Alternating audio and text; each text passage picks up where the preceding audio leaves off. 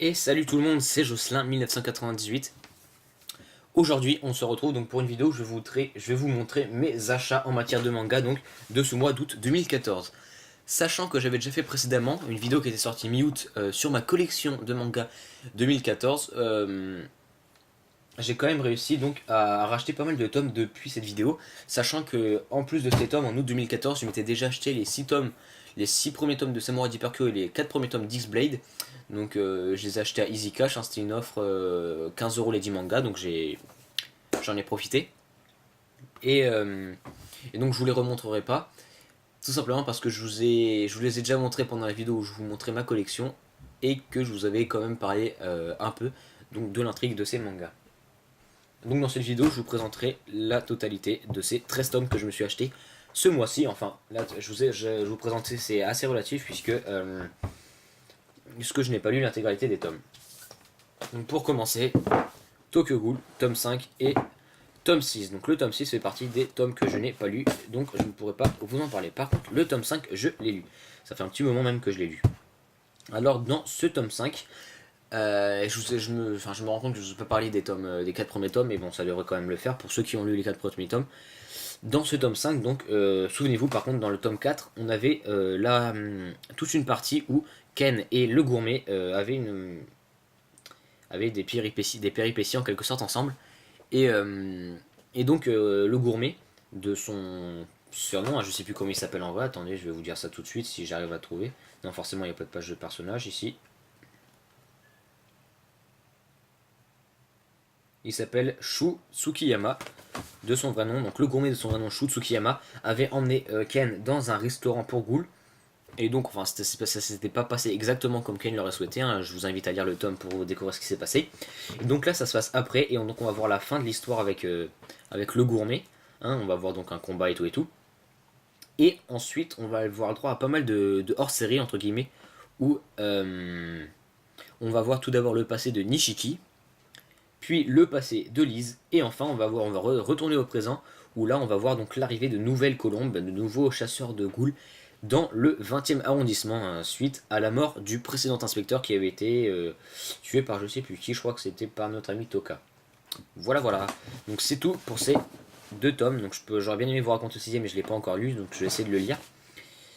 Et voilà, donc c'est tout. Ensuite, Seven Deadly Sins, tome 3 et tome 4. Donc cette fois-ci, j'ai lu les deux. Le tome 3. Dans ce 3e tome, on a donc déjà la fin de l'arc, entre guillemets, l'arc Ban, qui avait commencé dans le chapitre 2, dans le tome 2, pardon. Donc il va y avoir les retrouvailles entre Meliodas et Ban, puis ils vont partir à la capitale des défunts ensemble. Donc Meliodas, Hawk, Elizabeth, Ban et Jan vont se rendre à la capitale des défunts pour retrouver King, l'ours de la paresse. Et donc, bon, en gros, il y a plein d'histoires, hein, mais il n'y a pas trop de découvertes, hein, c'est ça. D'abord les retrouvailles entre Meliodas et Ban, puis ensuite leur voyage vers la capitale des défunts. Et on va les voir donc rentrer dans la capitale des défunts et entamer un combat. Et on va apprendre aussi certaines choses sur Ban, mais son passé, et tout le reste s'approfondira dans le tome qui suit, qui est donc le tome 4, dans lequel on a donc la suite de la capitale, la suite de ce qui se passe donc dans la capitale des défunts. On a un chapitre qui raconte donc l'histoire, le passé de Ban, et je sais plus si c'est dans le tome 3 ou 4, mais peut-être même dans, je pense que c'est dans le 4. On a aussi donc, bon déjà dans le passé de Ban, ils nous le disent avant le passé de Ban, mais on approfondit ça donc dans le chapitre sur son passé. On apprend quel est son grave crime qu'il avait commis pour être mis en prison avant de rejoindre les Deadly Sins. Et en lisant le chapitre, hein, on se rend compte que tout n'est pas forcément vrai.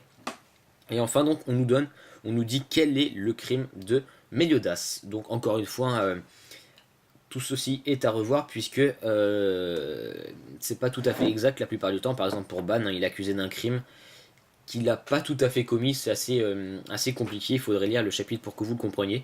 Enfin, compliqué. Voilà. Et bah ça va être pareil pour Meliodas, je pense, hein. Il lui donne un crime, mais peut-être qu'il n'a pas commis, ou peut-être qu'il y a des raisons plus particulières. Il faudrait approfondir le sujet dans les tomes qui suivent. Ensuite, le nouveau Tom Sawyer, numéro 1, une série qui se fera en 3 tomes, éditée par Komiku Édition, écrit par Takahiro Ozawa et Asako Seo, un duo qui se fait appeler Ume. et deuxième tome qui sortira le 9 octobre 2014. Alors, c'est l'histoire de Chiharu qui représente Tom Sawyer, on va dire. On va pas dire, mais ouais, je pense que c'est lui qui représente Tom Sawyer. Donc Chiharu, qui dans le cadre d'un programme scolaire, un programme d'échange scolaire appelé Shura Umi, va être envoyé sur Atenajima, l'île la plus recluse et la plus excentrée de tout le Japon, de toute l'archipel nippone. Et une fois sur place, il va y avoir plein de trucs, mais il va d'abord apprendre qu'il n'y a qu'une seule et unique autre personne de son niveau scolaire sur l'île, qui est Rindo, qui représente donc Huckleberry Finn. Et tous les deux forcément vont tisser des liens d'amitié. Et ensemble, Rindo va déjà aider Chiharu à surmonter plein de trucs sur l'île, hein, puisque entre les traditions, les festivals, le climat ambiant, il va devoir s'habituer à plein de trucs. Et donc ils vont avoir plein de petites péripéties rapport à aux traditions de l'île, aux légendes et aux habitants de l'île. Et ensuite, vers la moitié du tome, je pense, Nami, une fille, va les rejoindre, qui est donc, elle est semi-insulaire à l'île. Son père est originaire, donc son père est japonais, mais de la métropole, et sa mère est originaire de l'île. Et donc, elle se sent plus habitante de l'île que de la métropole japonaise.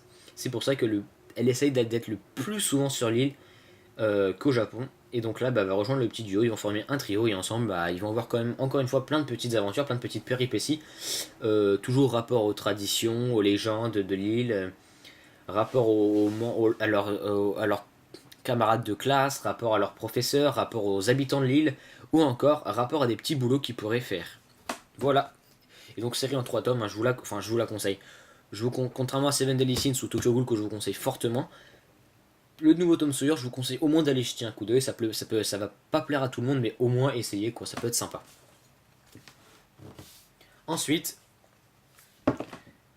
dans l'autre sens, Assassination Classroom, tome 4. Alors, ça fait quand même 4 fois que je chante cette vidéo, et donc dans les 3 premiers tournages, j'avais pas lu le tome, et puis ça m'a saoulé, j'ai arrêté de tourner, j'ai lu le tome, et donc par rapport à ce que je vous disais à la base, hein, où je vous disais machin, le résumé, là un nouvel élève arrive dans la classe, et on apprend donc le mystère de la naissance de Koro, c'est un peu n'importe quoi.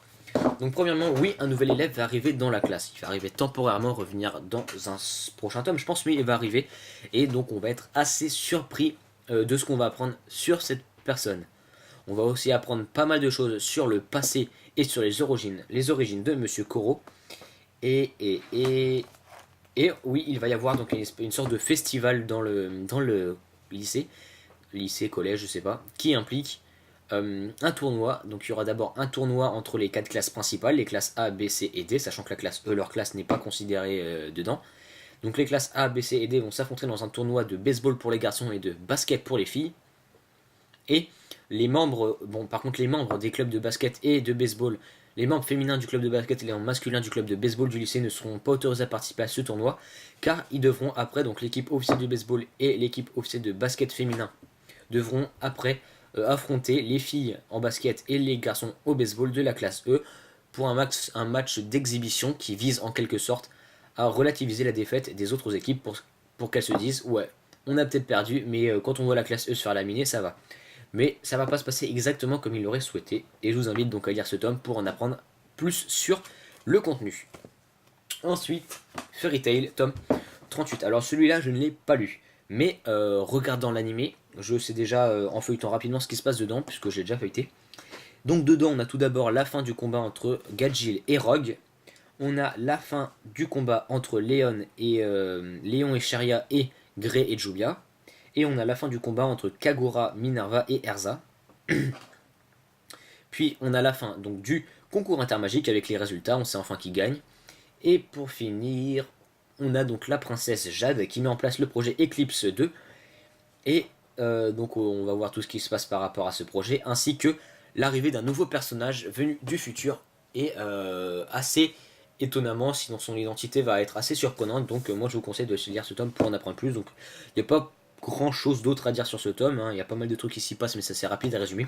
Donc je vous conseille de le lire, en tout cas pour ceux qui suivent Fairy Tail, puisque je sais que les avis sur Fairy Tail sont assez mitigés, même si pour moi, je sais et je considère toujours que la majorité, une majorité aime Fairy Tail, quant à une minorité qui le considère comme un manga complètement plagié. Mais après, ça c'est une autre histoire et disons que c'est selon la vie. Et enfin, toute une collection, les tomes 17, 18, 22, 24 et 38 de Samurai Deeper Kyo, sachant que vous l'avez remarqué, le tome 22 est en double. Je les ai achetés à Cash Converter 2€ l'unité, ce qui fait 12€ la totalité des 6 tomes. Et je m'étais pas rendu compte sur le coup que le tome 22 était en double, ce qui fait que je me suis retrouvé avec 2 fois le tome 22. Alors, comme je vous l'ai dit, je possédais déjà les 6 premiers tomes de Kyo que j'avais aussi acheté d'occasion. Et là, il y avait tous ces tomes là qui étaient disponibles à Cash. Donc je me suis dit pourquoi pas les prendre. Après tout, c'est quand même assez chiant à les retrouver les tomes en magasin. Pour vous dire, X-Blade et Samurai Deeper Kyo, qui sont donc les 2 premiers mangas que j'ai commencé à acheter d'occasion, puisque tout le reste c'était vraiment que du neuf. J'essaye de les compléter, puisque X-Blade c'est quand même que 12 tomes, plus la suite en 8 tomes, mais avec seulement 3 tomes en France. Et Samurai Deeper Kyo c'est par contre 38 tomes. Alors j'essaye de les compléter, mais j'arrive pas à les trouver en magasin, les Deeper Kyo. Et les X-Blade aussi, il n'y en a pas des masses. Donc je me suis dit, bon, je les trouve d'occasion, c'est peut-être pas la suite, j'ai déjà le dernier tome en plus, mais au moins je les aurais déjà et pour pas cher, et puis je me démerderai pour les commander en ligne, par exemple les autres. Mais encore une fois, j'avais pas remarqué que le tome 22 y était en double. Je ne les ai pas lus, je ne pourrais pas vous raconter ce qui se passe dedans, j'en ai absolument aucune idée, je ne compte pas les lire tout de suite, puisque je me suis arrêté au tome 6, et j'essaierai peut-être que je vais en lire peut-être 17-18, ou peut-être le 24, mais le 38 déjà c'est sûr je le lirai pas. Et je vais essayer d'attendre quand même d'acheter les autres tomes. Mais bon, ça fait quand même déjà 10€ d'économie. Enfin 10€. 5 x 7, ça fait combien? Ça fait 35. Ça fait quand même 35€ d'économiser. Hein, j'ai acheté. J'ai quand même 5 tomes qui valent 35€ en théorie pour 10€. Si on omet encore une fois que là voilà, hop. Sinon ça fait. Si on enlève le 22, par exemple, si on, compte que on considère que le 22 et le 21, ça fait quand même, au lieu de 42€, 12€. C'est quand même une sacrée économie et je suis content de cette économie. Voilà, et enfin pour finir, ce n'est pas un manga, mais c'est aussi un achat que j'ai fait aujourd'hui d'occasion. Un Blu-ray. C'est donc le film 10 de One Piece, le One Piece Strong World. Alors c'est un film que je possédais depuis, que j'avais déjà vu depuis longtemps, j'ai même lu les 12 animés comics, et c'est con parce que je vous avais montré pendant un précédent tournage de cette vidéo, c'était parce que j'avais gravé le film, je l'avais gravé, je l'avais mis dans un boîtier avec une jaquette que j'avais imprimée. Je n'avais pas trouvé la bonne jaquette, c'est-à-dire celle-là, j'avais trouvé une autre jaquette. Donc c'était un peu foireux, mais enfin, je suis content, je l'ai eu pour 8€. Il y avait 5 films One Piece différents au total dans le magasin, donc en comptant Strong World. Et je me suis dit, bon, c'est pas la peine, je vais d'abord m'acheter celui-là, puis on verra pour les autres, parce que je suis quelqu'un de très dépensier, mais qui essaye de se maîtriser. On va dire que je dépense beaucoup, mais petit par petit. Je dépense peu, mais souvent, ce qui fait qu'à la fin ça fait beaucoup.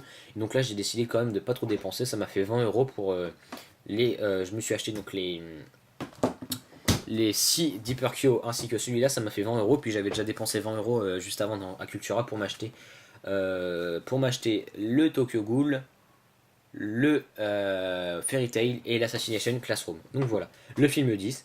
Bon, pas besoin de vous en parler, je pense que tout le monde le connaît. Donc là, il marque, par contre, je sais pas si ça change quelque chose, mais là, il précise version inédite, exclusivement réalisée pour l'édition vidéo.